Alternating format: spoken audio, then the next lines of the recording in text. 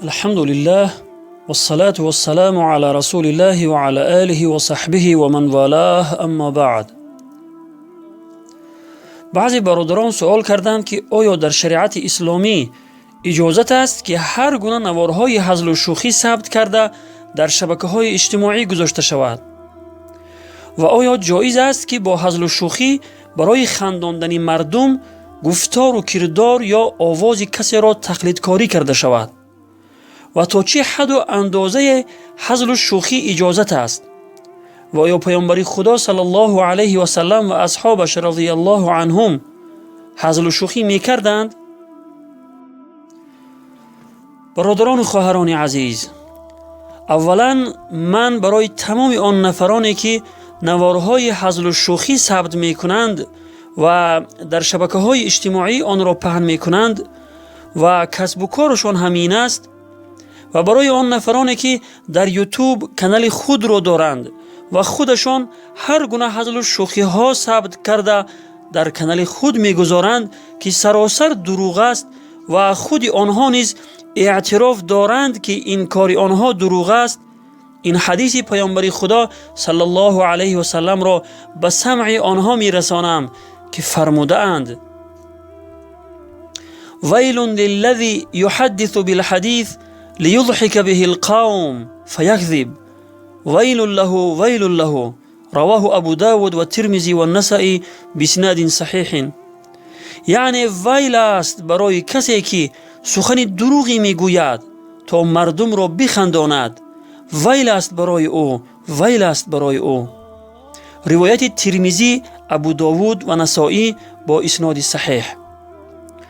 ویل وادی است در جهنم یا کلمه عذاب است، یعنی هلاکی باد برای کسی که با سخن دروغ مردم را میخنداند. برادر و خواهر عزیز که به ثبت کردن نوارهای هزل و شوخی مشغول هستی، این حدیث گوهربار پیامبر خدا صلی الله علیه و سلم را به گوش عبرت بشنو و یک کار کن که خداوند از آن راضی باشد. دین اسلام دین خرسندی است، نه دین غم و اندوه. هزل و شوخی در اسلام یک حدود و اندازه خود را دارد که باید رعایت شود. چطوری که در روایات آمده است، مرد از سفیان ابن عیینه رحمه الله پرسید: آیا هزل و شوخی کردن گناه است؟ حضرت در جواب فرمودند: نه، بلکه سنت است برای کسی که آن را خوب و در جای خود انجام می‌دهد. یعنی در وقت مناسب با رعایت حدود و اندازه آن هزل و شوخی می‌کند، نه همه وقت و نه اینکه این کار را برای خود کسب و هنر بگیرد. ولی متاسفانه امروزها مردم مسلمان ما حدود و اندازه آن را اصلاً رعایت نمی کنند، بلکه بعضی ها این کار را برای خود کسب اختیار کرده اند. از همه بدترش آن که بعضی برادران و خواهران ما این گونه هزل و شوخی ها و به قول خودشان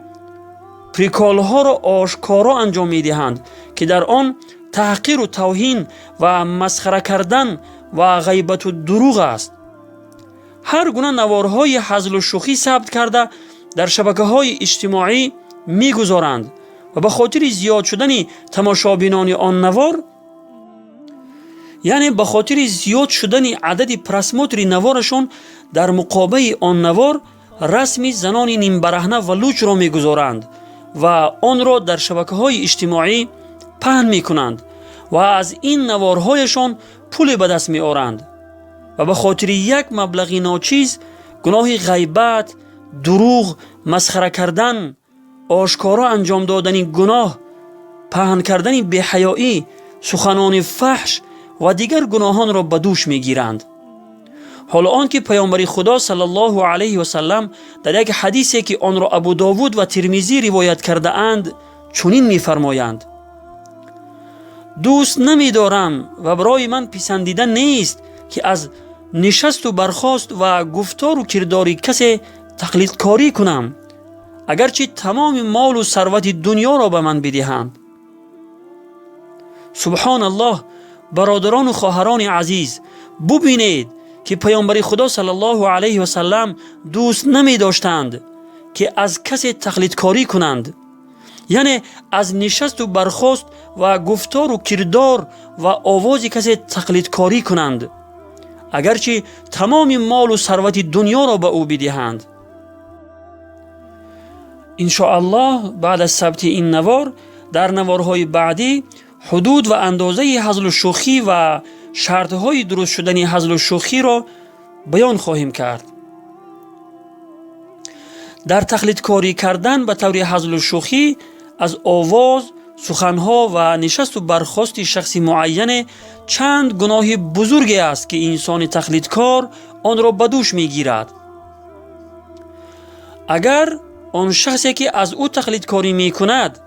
در مجلس حضور نداشته باشد، این کار او غیبت است، و اگر حضور داشته باشد از جمله آزار دادن مسلمان است، و اگر به قصد خنداندن مردم این کارش را انجام دهد زیاده زشت و بدتر است که از جمله استهزا و مسخره کردن است. حرام و گناه کبیره بودن این سه عمل زشت، یعنی گناه غیبت، مسخره کردن و آزار دادن مسلمان، با آیات قرآنی و احادیث گوهربار پیامبر خدا صلی الله علیه و سلم ثابت است. علمای کرام رحمهم الله فرمودند که آن هزل و شوخی که در شریعت منع شده است و ناجایز است، هزل و شوخی است که در آن افراط و مداومت، یعنی بردوام هزل و شوخی کردن است. افراط یعنی در آن از حد گذری است و مثل غیبت، دروغ، تهمت، آزار مسلمان، مسخره کردن و غیره است. چون که هزل و شوخی از حد زیاد سببگار خنده زیاد می شود که قلب را می میراند و سخت می کند که دیگر حق را نمی پذیرد، و پیامبر خدا صلی الله علیه و سلم از خنده بسیار منع فرموده اند، زیرا قلب را می میراند و سخت می کند. شما خود بنگرید که آن نفرانی که بسیار هزل و شوخی می کنند و بسیار می خندند و مردم را می خندانند، نصیحت را نمی پذیرند، یعنی قلب آنها سخت شده است که حق برای آنها ناحق می نماید و سخن راست برای آنها سخن دروغ می نماید.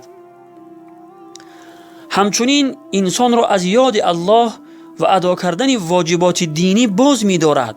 و بسیار وقتها سببگار آزار دیگران و ایجاد کینه و خصومت و بدبینی می شود.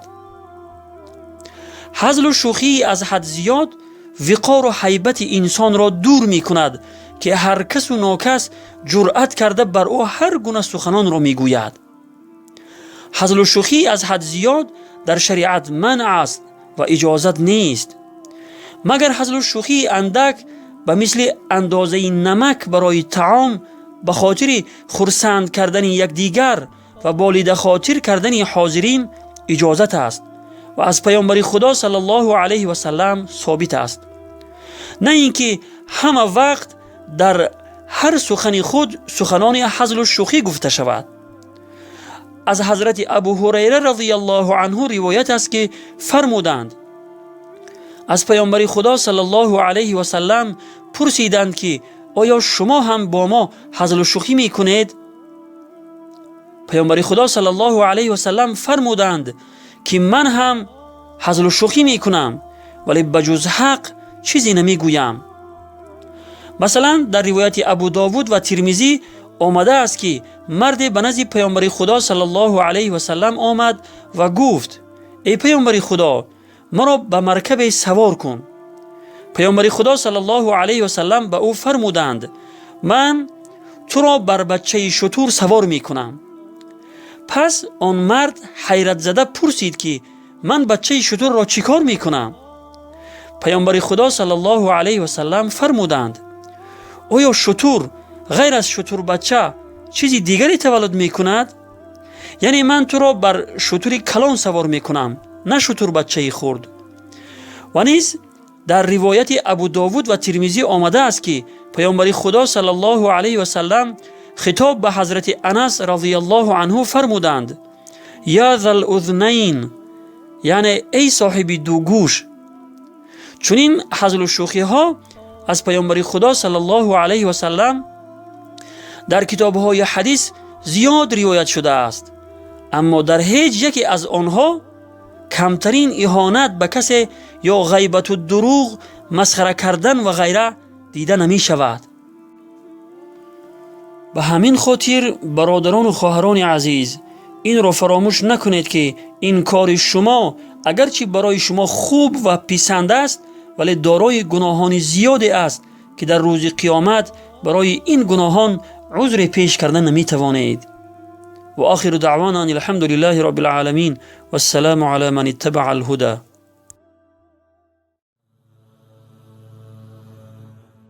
غریبی غربت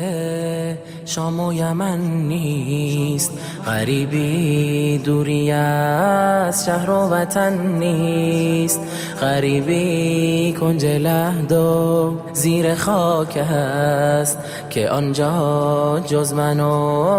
اعمال من نیست، که آنجا جز من و اعمال من نیست، که آنجا